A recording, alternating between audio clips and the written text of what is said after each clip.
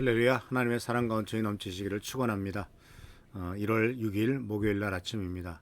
하나님께서 우리를 사랑하시고 축복하시는 은총이 지금도 햇살이 우리들을 비치는 것처럼 계속해서 비치고 있습니다. 하나님께서는 선인과 악인에게 모두 햇빛과 비를 내려주시는 것처럼 우리 모두를 향한 하나님의 사랑은 모두가 다 동일하게 내려옵니다. 또 하나님의 사랑은 특히 하나님을 더욱더 사랑하는 자들에게 하나님의 사랑이 더욱더 넘치게 될 줄 믿습니다. 오늘 말씀은 그렇다면 우리가 이와 같이 먼저 우리를 사랑하신 하나님의 사랑에 근거했는데 그 사랑은 바로 예수 그리스도의 십자가의 죽음과 예수 그리스도의 공로로 말미암아 되는 것 아니겠습니까? 그래서 오늘 우리가 생각하려고 하는 것은 우리가 이 세상에서 복음으로 산다는 것이 무슨 뜻인가 했을 때 그것은 바로 예수 그리스도의 업적을 의지하며 살아가는 삶이다라는 사실이죠. 예수 그리스도의 업적을 의지하는 겁니다.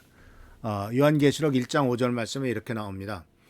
또 충성된 증인으로 죽인 자들 가운데서 먼저 나시고 땅의 임금의 머리가 되신 예수 그리스도로 말미암아 은혜와 평강이 너에게 있기를 원하노라.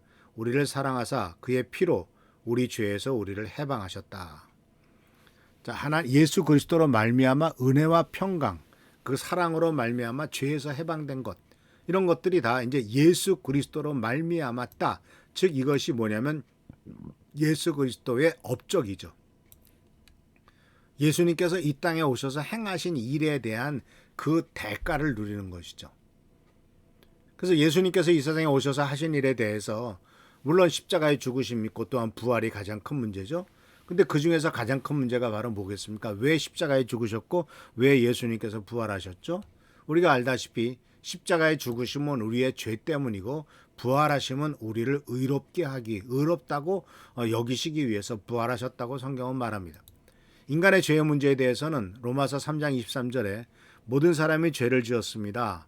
그래서 사람은 하나님의 영광에 못 미치는 처지에 놓여 있다. 아주 분명하게 선언합니다. 모든 사람이 죄를 지었대요.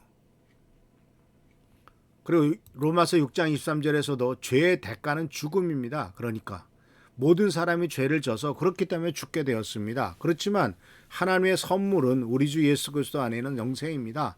라고 이렇게 모든 사람이 죄인이다. 이 궁극적인 문제죠. 모든 사람에게 해당되는 문제죠.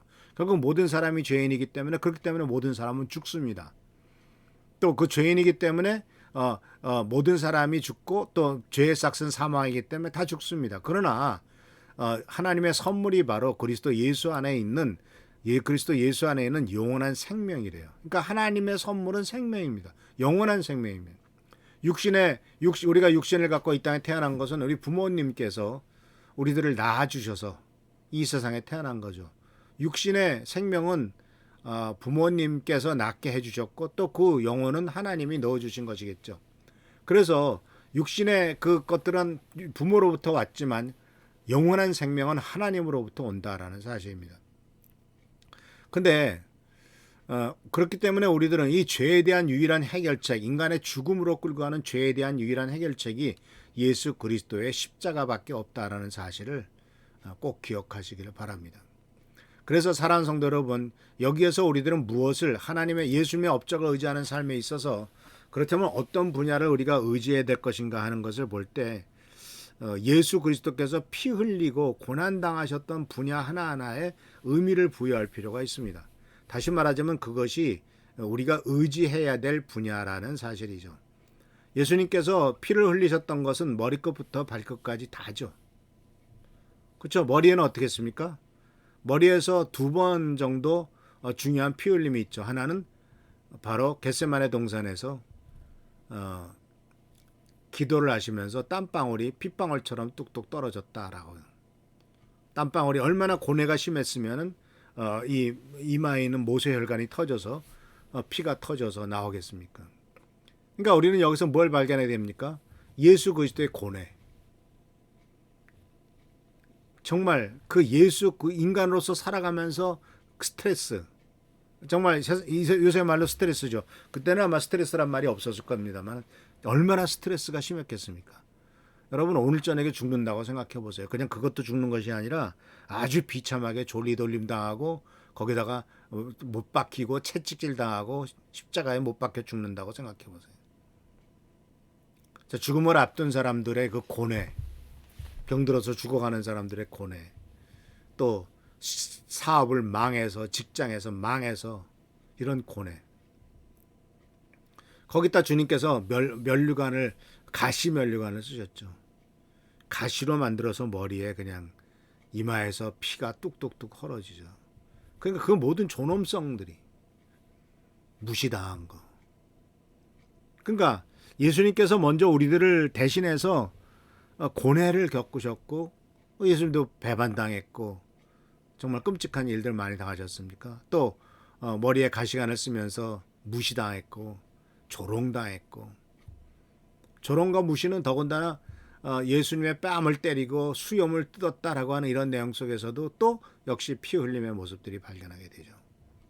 그러니까 예수님께서는 그러한 끔찍한 일을 당하심으로 말미암아 소위 말하는 그 신적인 교환, 예수 그리스도께서 고난을 받으심으로 우리가 나음을 입는, 또 예수님께서 채찍에 맞음으로써 우리가 치유되는 이러한 그 신적인 교환이 있게 되는 것 아닙니까? 그것이 바로 우리가 업적을 의지하는 거죠.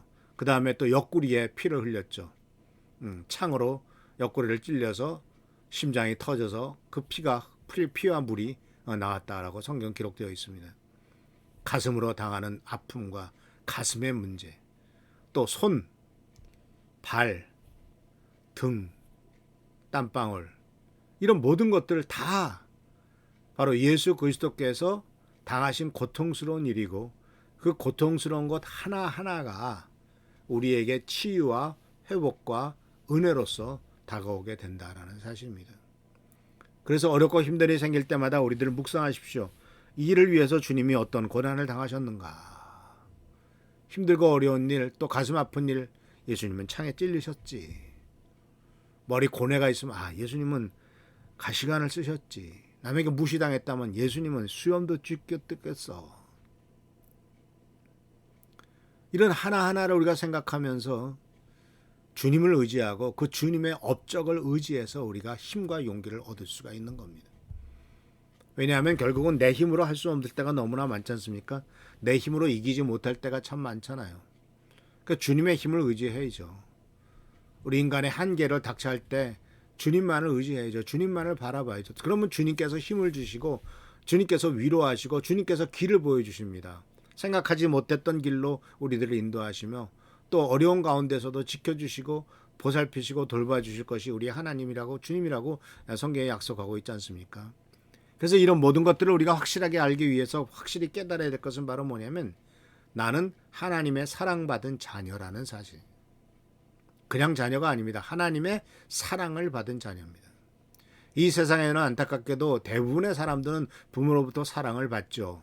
그러나 안타깝게도 부모의 사랑을 받지 못하고 무참하게 죽임당하는 자녀들이 얼마나 많습니까? 또 원치 않게 임신해가지고 태어나자마자 옷에 둘둘둘 쌓여서 재활용 옷 버리는 데다 갖다 버림을 당해서 결국 싸늘한 시신으로 바뀌었던 그 태어나자마자 죽은 어린아이. 참 세상은 참 고통스럽습니다. 세상은 참 아픕니다. 그러나 우리를 사랑하시는 하나님의 힘으로 우리가 이겨나갈 수 있겠죠. 오직 주님만을 우리는 의지합니다. 또 어떤 땐 왜 하나님 그들을 그렇게 죽게 내버려 주셨습니까? 라고 우리가 질문할 때도 있겠죠. 그러나 사실 우리가 그 모든 것 다 이해할 수가 없지 않습니까? 하나님께서 나중에 천국에 가면 가르쳐 줄 겁니다. 하나님께서는 그런 모든 것들에 대해서 우리가 알지 못하는 것들을 다 알고 계시기 때문에 가장 좋은 길로 인도하셨을 것이라고 믿습니다.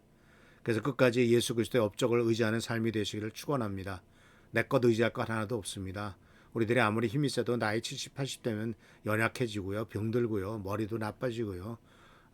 다 가게 됩니다. 이런 것들을 기억하시면서 나 자신을 의지하지 말고 오직 예수 그리스도의 업적을 의지해서 승리하는 우리 귀한 성도님들 되시길 축원합니다. 기도하겠습니다. 좋으신 주님 은혜를 감사합니다. 당신만을 의지합니다. 주님만을 바라봅니다. 이 세상 어딜까 의지할 것 없고 바라볼 것 없습니다. 주님만을 의지하오니 주여 도와주시고 하나님에게 하는 은총과 은혜 가운데서 항상 큰 축복과 승리와 은총이 있도록 인도하여 주옵소서. 하나님께서 또한 필요한 것을 채울 것을 주실 줄 믿사오니 주여 도와주시고 역사하여 주옵소서. 주께 진심으로 감사하고 예수 그리스도의 이름으로 축복하며 간절히 기도하옵나이다. 아멘. 그래서 교회를 위해서 우리 성도들을 위해서 기도해 주시길 바랍니다. 또 안타까운 소식 하나 전해드리겠습니다. 우리 박동현 목사가 코로나 바이러스 양성 반응이 있어서 또 5일 동안 격리해야 된답니다. 나머지 그 담비 사모하고 동현이하고 유아 서아도 한두 주 전에 계속 감기를 좀 많이 앓았었는데 그것이 모르고 지나간 건지 잘 모르겠답니다. 어쨌든 박동현 목사가 빨리 코로나 바이러스에 낫도록 또 가족들이 또 이 감염되지 않도록 기도해 주시고요. 우리 주연이하고 우리 정영균 집사는 다 이제 나았답니다. 감사한 일이죠. 하나님 앞에 감사드리고 또 기도하신 성도님께 감사를 드립니다. 할렐루야 축복합니다. 계속해서 기도해 주시길 부탁드립니다. 아멘.